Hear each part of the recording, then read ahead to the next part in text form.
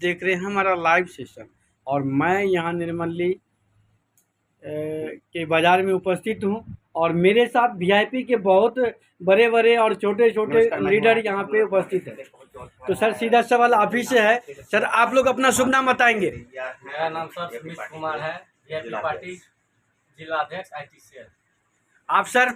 मेरा नाम वीरेंद्र कुमार प्रभात है, निर्मली प्रखंड अध्यक्ष वीआईपी पार्टी। सर ये वीआईपी पार्टी बहुत लोग नहीं जान रहे, थोड़ा सा आसान शब्दों में बताएंगे, सरल शब्दों में बताएंगे कि वीआईपी पार्टी क्या है। वीआईपी पार्टी का पूरा आसान नाम है विकासशील इंसान पार्टी। विकासशील इंसान पार्टी।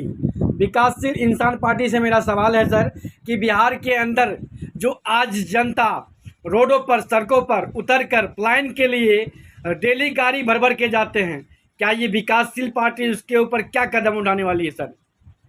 विकासशील इंसान पार्टी जब सत्ता में आएंगे तो समाज के बहुत गरीब अति पिछड़ों का आवाज़ लेके आगे बढ़ेंगे।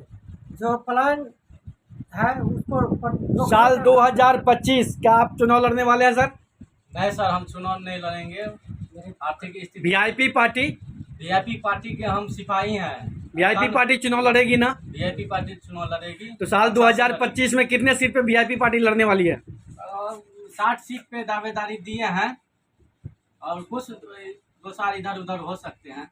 60 सीट पे, अगर 60 सीट पे जीत नहीं हो के 40 सीट अगर आपका आता है, अगर सुपौल के अंदर ये निर्मली विधानसभा में अगर आपकी सीट पे आप अगर जीतते हैं, वीआईपी पार्टी जीतती है, तो हमको बताइए, एक आरजेडी है जो माँ बहन योजना है, जदयू है जो 1100 रुपया पेंशन कर दिया है, तो सर माँ बहन योजना 2500 और जदयू 1100, सर ये पेंशन को दिखा के वोट लेने वाले हैं, आप क्या दिखाने वाले हैं सर?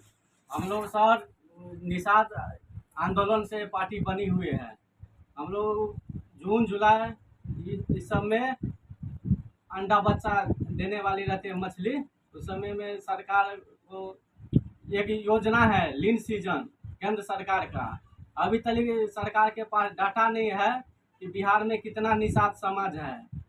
इसी अगर हमारे नेता आदरणीय मुकेश सहनी आएंगे, मछुआ समाज को तो माँ बहन योजना को दिखा के आरजेडी वोट लेने वाली है, तो आरजेडी और वीआईपी पार्टी में क्या संबंध है सर?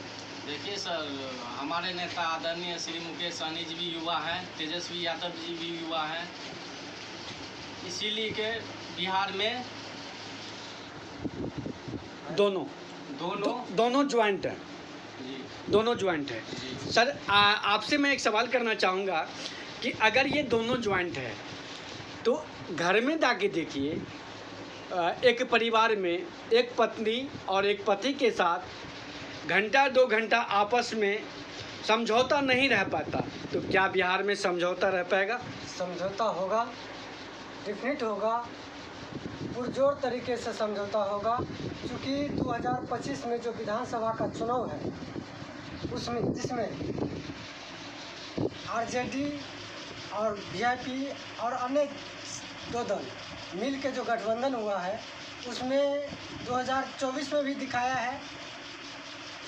सत्ता दल में जो 40 लोकसभा सीट में 30 लोकसभा सीट पे ला दिया। इस बार जो है 2025 में बिहार में एनडीए की सरकार बनेगी। सर आप हमको बताइए, अपना बल अपनी ताकत ही काम आता है या पड़ोसी का? आपसे सवाल है सर। बिहार में चल रहा है गठबंधन की सरकार चल रही है। मैं बिहार की बात नहीं कर रहा हूँ सर, मैं आपसे सीधा सवाल किया कि आपकी ताकत आपको काम आएगा या पड़ोसी का? मेरा ताकत तो मेरा काम आएगा।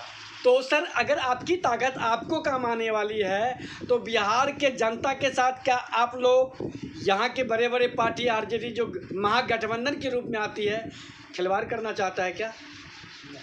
नहीं सर। फिर जब आपकी पार्टी अकेला मैदान में नहीं आ रही है, गठबंधन के साथ आ रही है, तो हम लोगों को नहीं, आम जनता को क्या आप जवाब देंगे सर? आप पे किस तरह से भरोसा करेगा वो? हमारे नेताजी भी गरीब से उठे हुए हैं, मुंबई जैसे शहर में जाकर मजदूरी किए हैं, इतना भी बिहार में हम सभी के लिए लड़ाई लड़ रहे हैं, जरूर देखेंगे हम लोग को बीच में। तो सर लड़ाई लड़ना है तो अकेले लड़ते, आप फिर आरजेडी के साथ क्यों हैं सर? कहीं न कहीं आप उससे मिले हुए हैं, आपकी पार्टी उससे गठबंधन में है। जी। सर पब्लिक इस चीज़ को कहाँ मानेगी? पब्लिक को क्या चाहिए? काम चाहिए सर, साफ़ सुथरा चाहिए सर, सफाई चाहिए सर।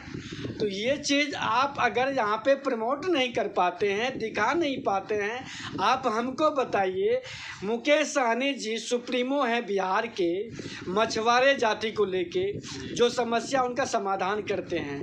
सर मैं वाइस जाति से हूँ, ये कोई और जाति से हैं, इनका समस्या का समाधान कौन करेगा सर? बिहार में मुकेश सहनी का जो क्षेत्र है उसमें सबसे आगे है, चाहे इंडिया हो चाहे एनडीए हो। एनडीए भी मुकेश सहनी को चाहता है लाने के लिए, लेकिन मुकेश सहनी की राजनीतिक लड़ाई नहीं है, मुकेश सहनी की आरक्षण की लड़ाई है। जो अति पिछड़ों की आवाज़ के लिए मुकेश सहनी जाने जाते हैं।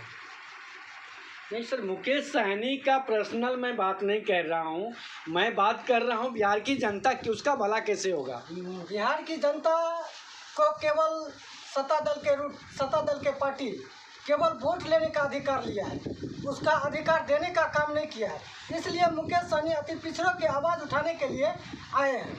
सर मुकेश सहनी जी बिहार सुप्रीमो हैं, हमको बताइए कि बिहार के अंदर जो बेरोजगारी है, बिहार के अंदर जो शिक्षा को लेके सवाल है, स्वास्थ्य को लेके सवाल है, कहाँ तक मुकेश जी बिहार के अंदर लोगों को फ़ायदा दिला पाए हैं सर?